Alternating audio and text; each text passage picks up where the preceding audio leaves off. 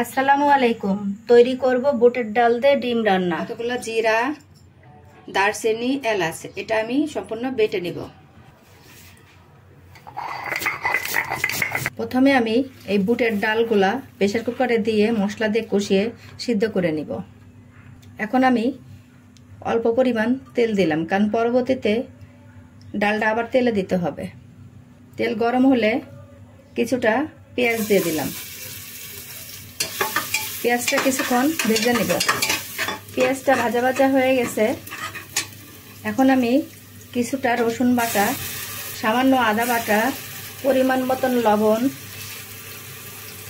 মরিচের গুঁড়া, হলুদের গুঁড়া এবং ধনিয়ার গুঁড়া এগুলো দিয়ে ভালো মতন কষিয়ে নিব। এখানে সামান্য একটু পানি দিয়ে দিব। ভালো মতন মশলাটা কষিয়ে নিতে হবে।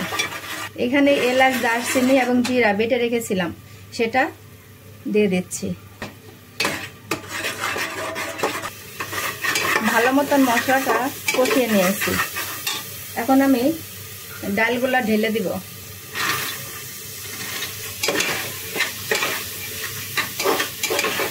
আমি কিছুক্ষণ কষিয়ে পানি দিয়ে দিব। সিদ্ধ হওয়ার জন্য পানি দিয়ে দিলাম। একটু ভালো মতন কষিয়ে আর একটু পানি দিয়ে প্রেসার কুকারে ঢাকনাটা লাগিয়ে দিব। আর একটা কথা আমার স্কিপ করে গেছি, কারণ ডালটা আমি সারা রাত ভিজিয়ে রেখেছিলাম। ভিজিয়ে রেখে ভালো মতন আমি এটা ধুয়ে নিয়েছি।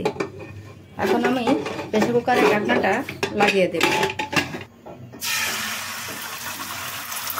ডিমটা ভালো মতন এখন ভেজে নিয়ে আমি ডালের ভিতরে দিয়ে দিব। ডিমগুলো ভেজে নিয়ে ডালের ভিতরে দিয়ে দিব। দিয়ে কিছুক্ষণ আমি এটা জাল দিব। এখন আমি বুটের ডালটা তেলে দিব। এটা সামান্য তেল দিয়ে দিচ্ছি। আস্তা শুকনো মরিচ এগুলো কেটে নিয়েছি। এখন লাল হয়ে গেছে। এখন আমি পেঁয়াজ আর রসুন কেটে রেখেছিলাম, এটা দিয়ে দিলাম। এটা তেজপাতা দিয়ে দিচ্ছি। এখন কতগুলা আস্তা জিরা দিয়ে দিলাম।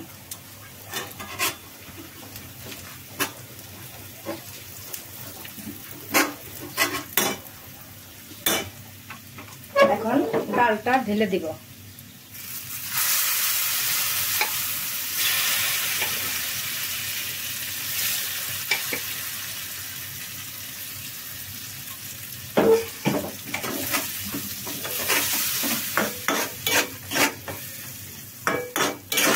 এই তো তৈরি হয়ে গেল বুটের ডাল দিয়ে ডিম রান্না।